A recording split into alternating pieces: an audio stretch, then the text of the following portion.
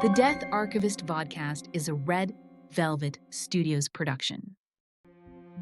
Behind every death lies a story worth telling. Some are so disturbing, they'll stay with you forever. Welcome to The Death Archivist, a historical true crime vodcast with Kimberly Kay. Join us for Season 1, The Mysterious Death of Rendy Bowie. In 1931, a pregnant woman was preparing for bed when she screamed and ran into the yard. Choking and gasping for air, she said, "I'm dying." Within a few hours, she was dead. The cause? Arsenic poisoning. The questions? Did her husband poison her? Was it someone else? Did she take her own life? In each episode, we will examine the trial of C.E. Bowie, who is accused of first-degree murder in the death of his wife. We will review the evidence, explore the motives, and uncover the secrets behind her mysterious and tragic fate. This is a case you won't want to miss. Episode 2 starts now. Episode 2, Daughter on the Witness Stand, Veenie's Testimony, December 16th, 1931. Okay, Dad, where are we headed today? We're headed to Little Rock to do some investigation. Yep, and what are we going to see today? We're going to look up my grandpa's trial for murder. Yep. All right, let's go.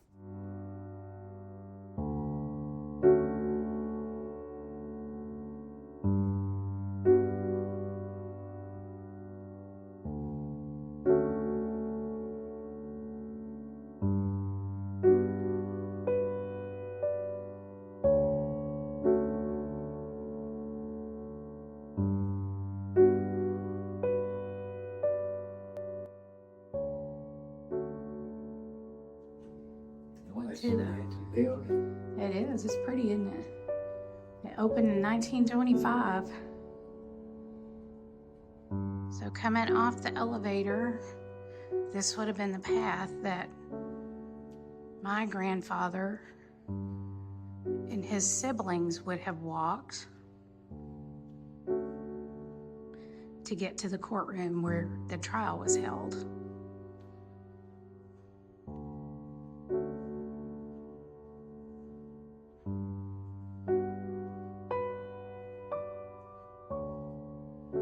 Which is that courtroom right there.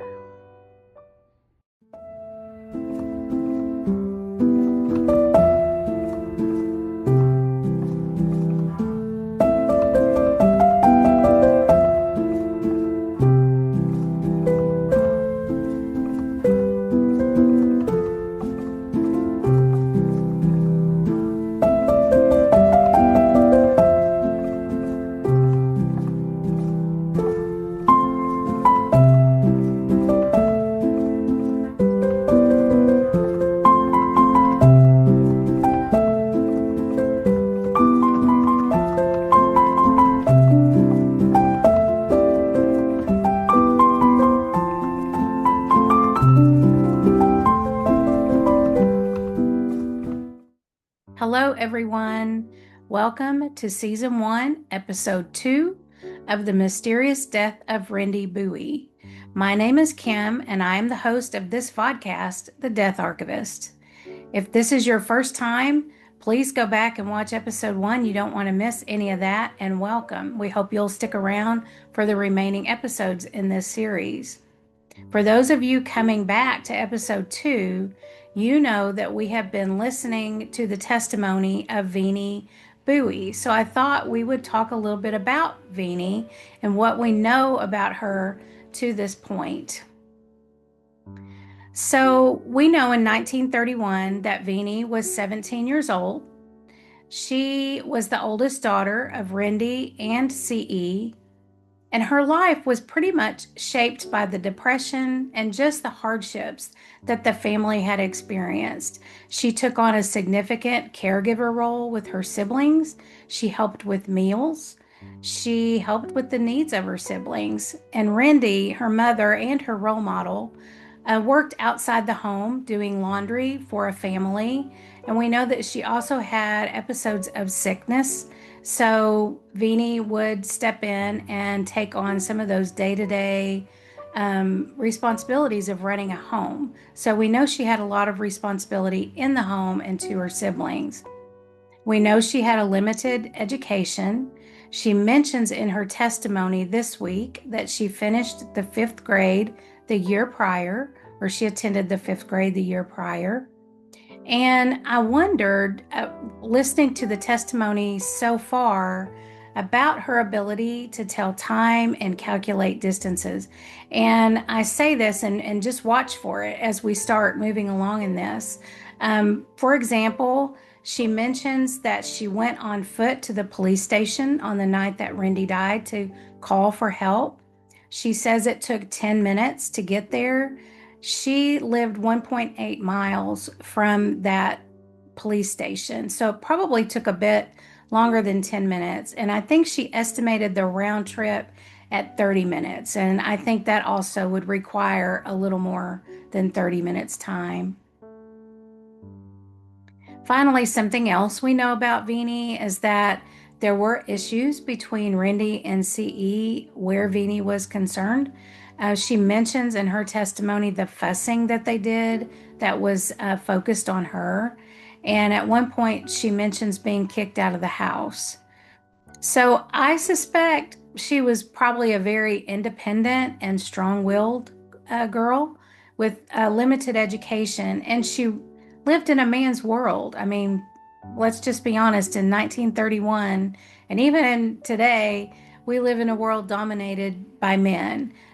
She also had the issues with the economic depression and just a lot of limited opportunities. So then I went to my second area of research. I wondered, was she typical of a 17-year-old girl in 1931?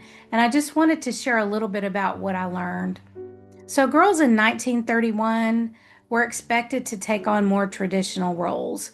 In other words, to take care of family, to take care of homemaking activities, to be involved in the community and the church. Girls were getting more education in 1931, but that depended a lot on just their economic status, their social class, and also the location and opportunities available to them. Social activities were more formal, with dances at dance halls, church functions, community events played central role in social activities. And just for fun, the fashion in 1931 was characterized by modesty, which meant dresses below the knee. The hairstyles were often waved and pinned back. So just a very conservative fashion sense. And also, all 17-year-old girls at that time their worlds were being navigated and shaped by just the economic hardships happening in the country with the Depression, the traditional gender roles that were expected, and then also just that real distinct set of social norms. So one final thing that I wanted to share is that I met Veenie one time. The time frame was the early 1980s. It was during the summer. She had lived her adult years in California, and she had come back to Arkansas to visit with a daughter here. And my grandparents went to see her, and they invited us to go along. So we made the trip with them, and just the things that stood out to me that I wanted to share.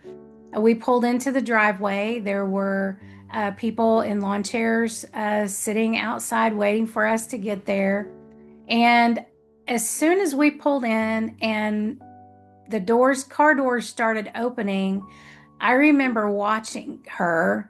She kind of came at somewhat a fast pace. I won't say a true run, but she came at a very fast pace. She was laughing and smiling. She had her arms stretched out like she was ready for a hug.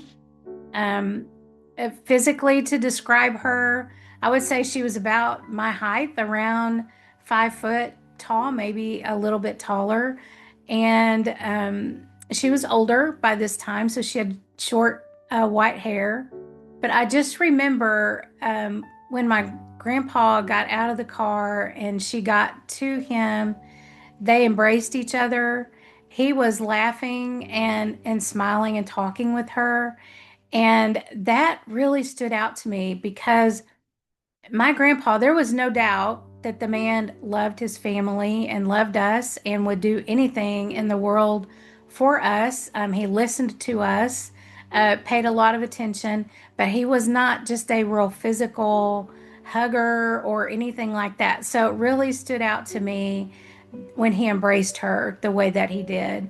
And the other thing that stood out to me was how much she looked like my grandpa in a female form. So you have to remember, we didn't really know his family or really a lot about his story of growing up. So it was new to watch that, and actually, those two things have stayed with me all of these years. And just seeing how happy they were to reconnect was important. So, with that, I think it's time for us to just move on to the headlines of this story and then get back into the testimony. Here are the newspaper headlines. Sentinel Record, Hot Springs, Arkansas, November 17th, 1931. AP, await analysis of viscera of poison victim.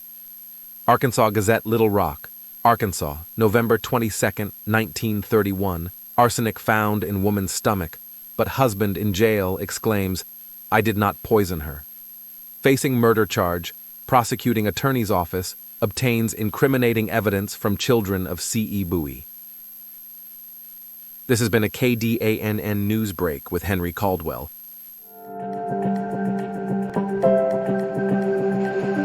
State of Arkansas versus C.E. Bowie. State's witness, Veenie Bowie.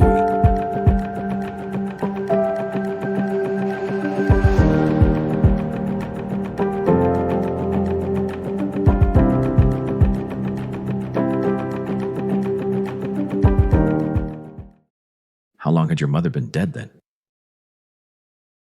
2 or 3 days. What was the remark he made? He said she knowed, and God knows I didn't poison her. Had any of you been talking about your mother at the time? No, sir.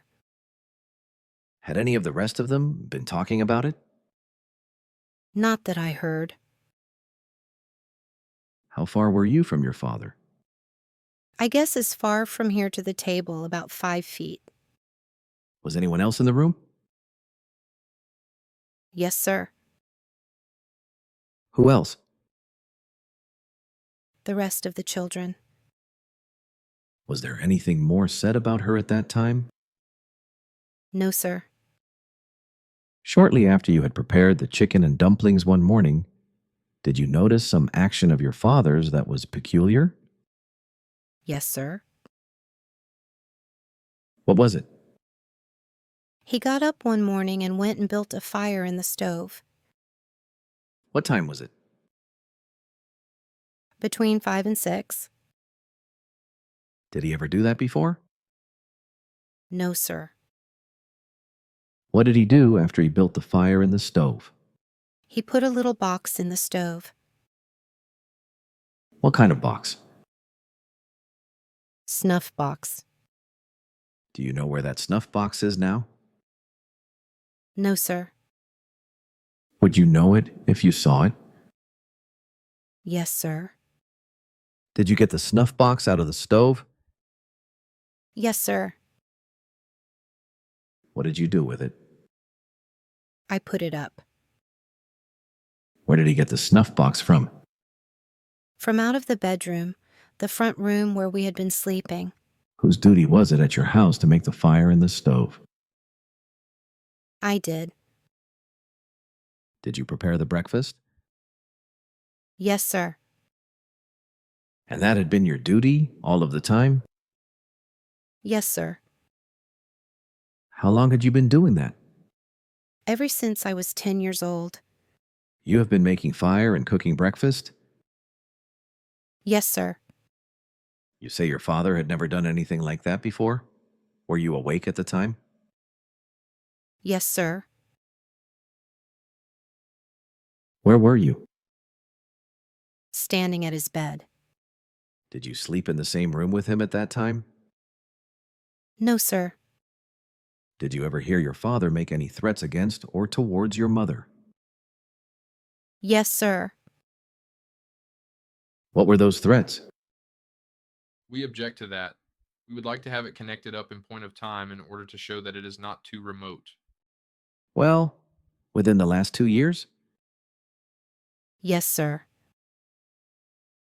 Within the last 6 months? Yes, sir.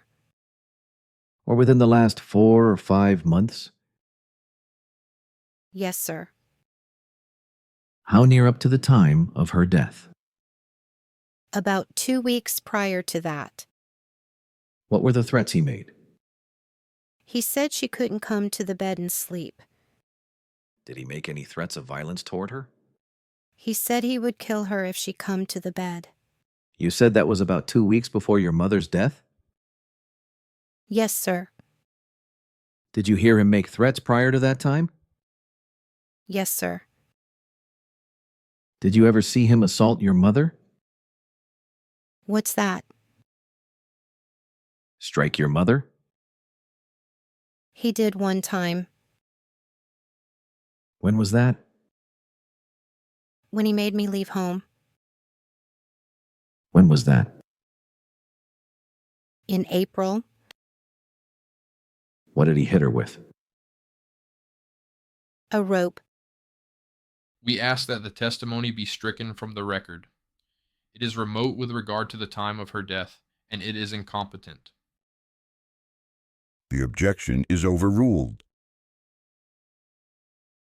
We accept. What time of the day was that? 4 or 5 o'clock. What kind of rope was it? It was a rope that goes in a window. What size was it? He had started to whip me with it. Was the rope single or double? It was doubled. Did you know how many times it was doubled? 3 or 4 times. How long was it after it was doubled? About that long, 14 inches. Did he make a threat at that time against her life? I don't think he did. Who was present at the time? My 2 sisters and 1 brother, a Newman and Mr. Shafton. Was Floyd Neely there? Yes, in the front room. How long did Mr. Neely stay there at that time? About 15 minutes after he hit her. How many times did he strike her? 3 times. After Mr. Neely left there, did your father do anything? No, sir. Did he get his gun? No, sir. Did you see him with his gun after your mother died? I seen him with it after my aunt. But not after your mother died? No, sir. We object to that question, Your Honor, and ask that it be stricken from the record. Objection sustained, and the jury will not consider the answer. It was not responsive to the question. How long had you been living at East 2nd Street in North Little Rock? About a month. Where had you lived prior to that? Birch Street. Where is Birch Street located? North Little Rock. How far did you live from where your mother died? About a block. How long had you lived there? About 10 months. Did you know Mr. H.A. Wilson living near you there? Yes, sir. And Mr. Frank Wilson? Yes, sir. And Johnny Wilson? Yes, sir. Or Albert Wilson? Yes, sir. How long had they lived there? About 3 months. Did your father ever make any threats toward your mother there at that place? Yes, sir. What were those threats? One night, when she started to bed, he told her she would not sleep in the same bed he did. Did he make any threat of violence at that time? I just said all I heard him say. How often did you hear him make threats? About every week. Did he make threats to kill her about every week? Yes, sometimes he let it go about 2 weeks. Did you ever hear your mother and father talking about his theft of cattle? I object to that, Your Honor. That is not admissible.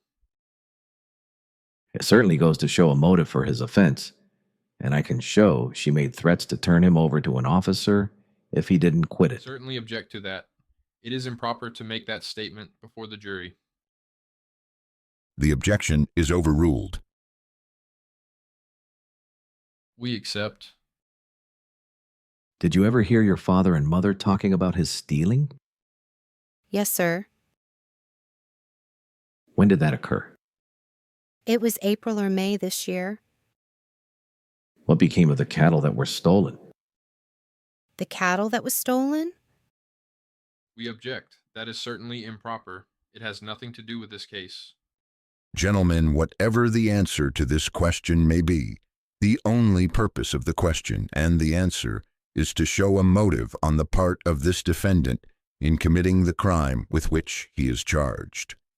That is the purpose of the prosecuting attorney, and you are not to consider the question or answer as going to his guilt as to whether or not he stole the cattle, but as to his motive only. We accept. Did you ever hear your mother and father talking about arson he had committed? That is burning? Yes, sir. Burning Mr. Walton's place? Yes, sir. We make the same objection to that. The same admonition applies to this question as simply going to show a motive for the commission of the charge on which he is being tried. We accept. When did that occur? This summer. I don't know just what month. Where did the conversation take place between your father and mother with reference to the burning of the house? Mr. Walton said he would give him $300. We object to that, what Mr. Walton said. The objection is sustained. I asked you where the conversation took place. They were lying on the bed. And you were present at the time. Yes, sir. Did your mother object to your father doing those things? Yes, sir. She told him not to do it. At the time you heard them talking about it, did you hear your mother threaten to turn him over to the officers if he did it? Yes, sir. Did that occur within the last few months prior to her death? Yes, sir. I forgot to ask you one question about these dumplings that you cooked. Was there any change in their color after you cooked them? Yes, sir. What color did they turn? Green. Did you have some Paris green at home? Yes, sir. That is now in the possession of the officers, is it? Yes, sir. Where did you usually keep the Paris green? In the garage? Did you have some other poisons there? Yes, sir. There was another box of some kind of stuff for chickens. Nux vomica? Yes, sir. Did you have some other poison aside from that? Yes, sir. Some strychnine? Yes, sir. We had some of that. All of that was present at the house? Yes, sir. You don't know of the presence of any other poison? No, sir. That occurred in North Little Rock, did it? Yes, sir. And it was October 23rd of this year that your mother died? Yes, sir. And it was in Pulaski County, state of Arkansas? Yes, sir. State of Arkansas versus C.E. Bowie. Cross-examination by Mr. McLeese. How old are you? I am 17. I believe you said you went to school last year. Yes, sir. What grade were you in? The 5th grade. What school did you go to? Riverside. On the night your mother died, I believe you say you were sleeping in the room with your father and mother. Yes, sir. And who else was in there? My 2 sisters and baby brother. What were your 2 sisters named? Oni and Delphi. Had they gone to sleep? No, sir. Where did you sleep in there? On the Davenette. Who slept on it with you? My baby brother. And your 2 sisters slept where? On the floor. What time did your father retire that night? How's that? Go to bed? I didn't see him go to bed. What time did your mother go to bed? Between 9 and 10. What time did she become sick? Between 9:30 and 10 o'clock. She became sick immediately upon going to bed. Yes, sir. Where was Arville? In the other room. You don't recall whether or not your father went to bed at all? No, sir. Do you mean that you are not positive whether he did or not? I know he didn't. You say he didn't. Yes, sir. Then you were awake at the time your mother went to bed? Yes, sir. Did she go to sleep? No, sir. Did you go to sleep after she went to bed? No, sir. What were her actions when she became sick? She jumped up out of the bed and ran out in the yard and screamed. Where was your father then? Out there where she was. Where was he at the time she left the bed? Out on the porch. What time had you had supper that night? About 7:30. Shortly after your father came home? Yes, sir. Who had supper with you? My grandmother and all the rest of the family. What did you have for supper that night? Some fresh meat and beans. That all? We had some bread and... You didn't have any chicken and dumplings that night? No, sir. Or any chicken gravy? No, sir. Everybody at the table ate that night? All but me. You didn't eat anything? No, sir. Why? I didn't want anything. You didn't refrain from eating because you suspected anything in the food at that time? Did you? No, sir. I didn't even think about it. Now, I believe you said your father was out in the woods that day cutting wood. Yes, sir. That is his business? Yes, sir. Did he leave about 7 or 8 o'clock that morning for the woods? Yes, sir. What was his customary time to leave to go to the woods? About 7 or 8 o'clock every morning? Yes, sir. Were you present when your grandmother told your mother good night that night? When she left? Yes, sir. Where did that take place? On the porch. Who was there? All of us. All of the children? Yes, sir. Did you hear the remark made by your mother at that time concerning her health or condition? No, sir. You knew your mother was pregnant? Yes, sir. You said your mother, as far as you knew, was in perfect health? Yes, sir. How long did you live on Birch Street? 10 months. During the time you lived over there, to your knowledge, did your mother ever have any choking or suffocating spells? She did one night. Did she have any more of those? No, sir. About when did that occur? It was at night. I mean, with reference to the time of her death, how long before she died? About a month. Did you do anything for her that night? Yes, sir. What did you do? She told me to put her a pallet out on the porch, and I got a quilt and put it out there.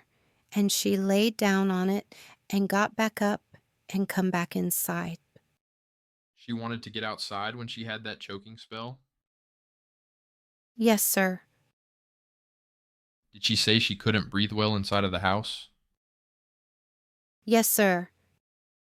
Now, this remark you say your father made sometime after your mother died, I believe you said the children at the time were all studying their lessons? Yes, sir. What were you doing? I was helping my sister get her lessons. Did you notice your father's position? Yes, sir. How was he sitting? He was sitting there with his legs crossed. Was he engaged in any activity of any kind? I never paid any attention to it. What were the exact words you said he said at that time? He was just sitting there, and I was helping my sister, and he said she knowed, and God knows I didn't poison her. Were those the exact words he used? Yes, sir. Who else heard it? My sister and the rest of the children. What did you do after hearing that statement? I didn't do anything. We went ahead with the lessons. Up until that time, you say you had never had any idea that your mother had been poisoned? No, sir. Did that arouse your suspicion? Yes, sir. How long was it after that before you said anything about it to anybody? Mrs. Johnson come and told me. Told you what? Come and told me she believed Mother was poisoned. How long was it before she told you that? About a week. Who did you first go and tell your version of the story that you thought your mother had been poisoned? I told my aunt. Who was your aunt? Aunt May Neely. When did you tell her? I don't know just when. How long after your father made this remark you have just mentioned did you tell her? About 3 or 4 days. Why did you wait that long a time? Well, I didn't see her. You knew where she lived? Well, I couldn't get down there. Did you visit her frequently? No, sir. Only when Mother would send me or I asked her, could I go. Do you know Cora Vitito? Yes, sir. Do you know Mrs. Sperling? Yes, sir. Where does she live? 113 Birch Street. Is that next door to where your folks lived when you lived on Birch Street? Yes, sir. Or is in the same house? No, it is not in the same house. Where does Mrs. Vitito live? On Washington Street. Do you know Mrs. Mary E. Church? No, sir. Do you know Mrs. Vitito's mother? No, sir. I just seen her about 3 or 4 times. Did you visit Mrs. Sperling's home after your mother died any time? One morning I did. Why did you go there? I just went up there. Who sent you up there? My aunt told me, or some sheriffs told me to go up there. Your aunt or some sheriffs told you to go up there?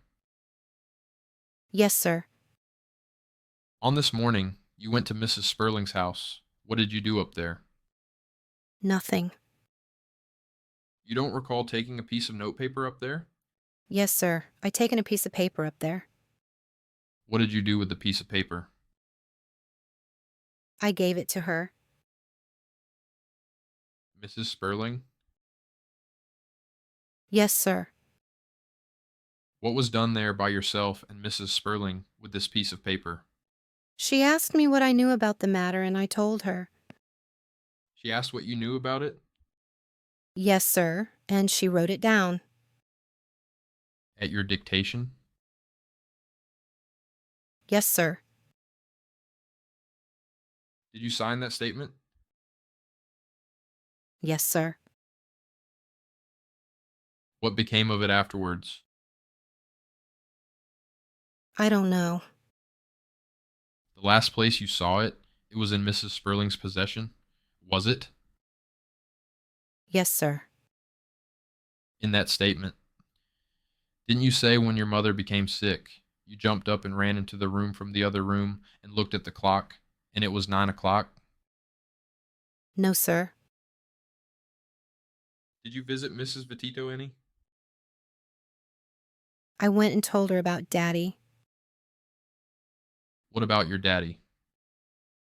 about the policeman coming and getting him. Did you tell her your father had been arrested? Yes, sir. How long was that after he had been arrested? Next day. On the occasion, when you went there and told Mrs. Vitito that your father had been arrested, did you discuss the reason as to why he had been arrested? No, sir. That wasn't brought up at all? No, sir. Didn't Mrs. Vitito ask you why he had been arrested? Yes, sir. What reason did you give? I told her I didn't know. Did Mrs. Vitito tell you that she had heard he had been arrested for poisoning your mother? No, sir. She didn't say that? No, sir. And didn't you reply to that question or statement that whoever said your father poisoned your mother was a liar and you would beat them and scratch their eyes out? No, sir, I did not. How long did you remain at Mrs. Vitito's house that morning? Close to 30 minutes. You had a rather lengthy conversation there? She wanted to go and see her husband and told me to wait till she got back. Who was there with her? Her mother. I thought you just said you didn't know her mother. I didn't know her, but I seen her 2 or 3 times. You recognize that lady there as her mother? Yes, sir, and she said it was her mother. Now, what poisons were there in the house? There was some strychnine, Paris green, and some Nux vomica. Where were they kept? The Nux vomica was top of the cabinet, and the Paris green was in the garage, and the strychnine he kept it in the trunk. What kind of a container was this Paris green in? It was in a green box. About what size? About that long, 10 inches. And you say it was kept in the garage? Yes, sir. Did anything stand out for you in the testimony? Please place your comments, your thoughts, your questions in the comment section below each episode. And we have something special planned for those. Please highlight your calendar for October the 23rd at 7 p.m. Central Standard Time. That's the 94th anniversary of Rendy's death, and we're going to do a live cast on YouTube to review all those comments and thoughts and questions that are left on the episodes. And we're also going to have a discussion about how Rendy got the poison. We're going to look at those questions. Did her husband, CE, give her the poison? Did someone else give her the poison? Did she poison herself? So we're going to talk about all of that. And finally, before we wrap up, I wanted to quickly review the pretrial events. So I'm going to list those out for you so that you know what was happening during the time frame between the death, between CE's arrest, and then when the trial began. So on December the 1st, 1931, an ex parte petition was filed by the defense, that's CE's lawyers, stating various violations of the law. First, they state that CE was not allowed to participate in the jury selection process. He was, in fact, held in the county jail and was not allowed to be in the courtroom. Second, they selected a jury commissioner, last name of Holman, that was not qualified by law to serve as either a commissioner or a jury, and according to their filing, was in effect a professional juror. The third piece of their petition was that no jurors were selected from North Little Rock, which made up approximately 20% of Pulaski County's population, and it was also where CE and his family called home. It was also on this date, on December 1, as part of this petition, that CE signed a pauper's oath. And that pauper's oath stated that he wasn't worth the sum of $10, excepting his clothing. This allowed the state to provide legal representation free of cost. The law firm representing him was Wills, and McLeese, and the motions and the court proceedings to date have been by Milton McLeese. December 7, 1931, another motion was filed by the defense to have Dr. Mangelsdorf, who was employed by the prosecuting attorney, to turn over sufficient specimen that he retrieved during Rendy's autopsy for evidence of poison, and let the defense have an opportunity to have that specimen looked at by a chemist of their choice. December 11th, a motion was filed. It was called a demurrer. It was challenging the legal sufficiency, stating that if the facts presented are true, they do not establish a legal claim or cause of action to determine 1, poisoning, 2, assault, or 3, murder. And the defense asked that the indictment against CE be dismissed. That was overruled by the court. Another motion was filed on December the 15th by the defense to release the indictment based on facts set in the ex parte petition, which were reviewed. That was filed on December 1. That was also denied by the court. So 12 jurors were seated on the evening of December the 15th. The judge postponed the opening until 8:30 a.m. on December 16th due to the time. It was late in the evening.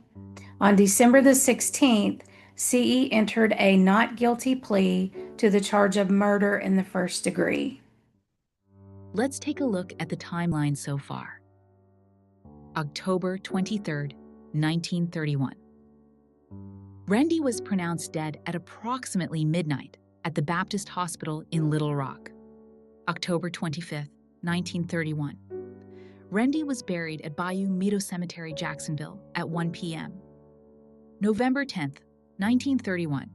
C.E. Bowie was arrested and held in the Pulaski County Jail on suspicion of murdering his wife. November 11th, 1931. Rendy was exhumed and an autopsy performed. November the 22nd, 1931. North Little Rock Police Department states in the Arkansas Gazette newspaper that Rendy's cause of death was listed as heart disease to reduce CE's suspicions of their investigation. December 1st, 1931. A Pulaski County grand jury indicted C.E. Bowie for first-degree murder in the death of his wife, Rendy. He pleaded not guilty and awaited trial in the county jail. December 15th through 17th, 1931. The trial was held in the Pulaski County 1st Division Circuit Court. 55 witnesses were listed. The defense had 15 witnesses, including the oldest son, Arvil. The prosecution had 40 witnesses, including the two oldest daughters, Veenie and Oni.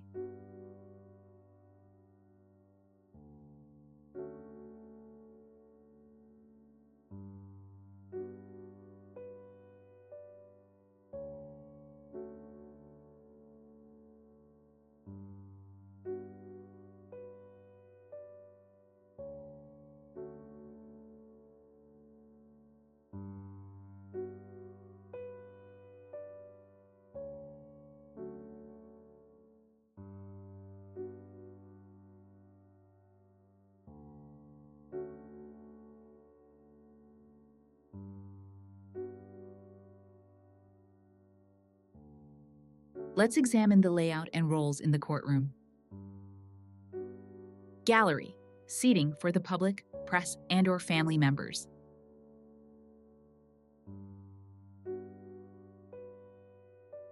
Jury box, members of the jury determine the verdict, guilty or not guilty.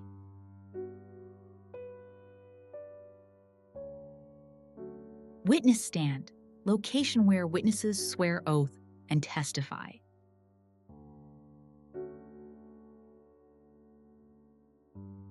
Judge, oversees trial, maintains order, determines illegal or improper evidence, and instructs jury about the law before deliberations.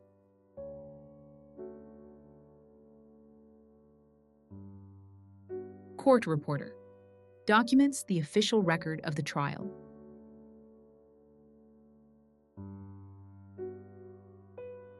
Courtroom deputy, administers oaths to witnesses, marks exhibits, and helps keep trial running smoothly.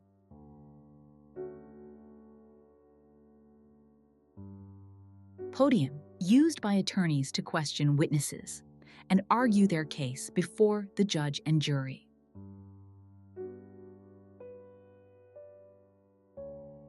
Law clerk, prepares files for daily court sessions and documents minutes of actions and proceedings.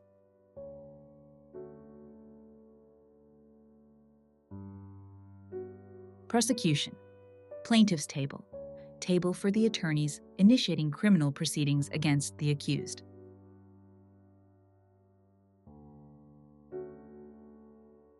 Defendant's table, table for the attorneys defending the accused and the accused.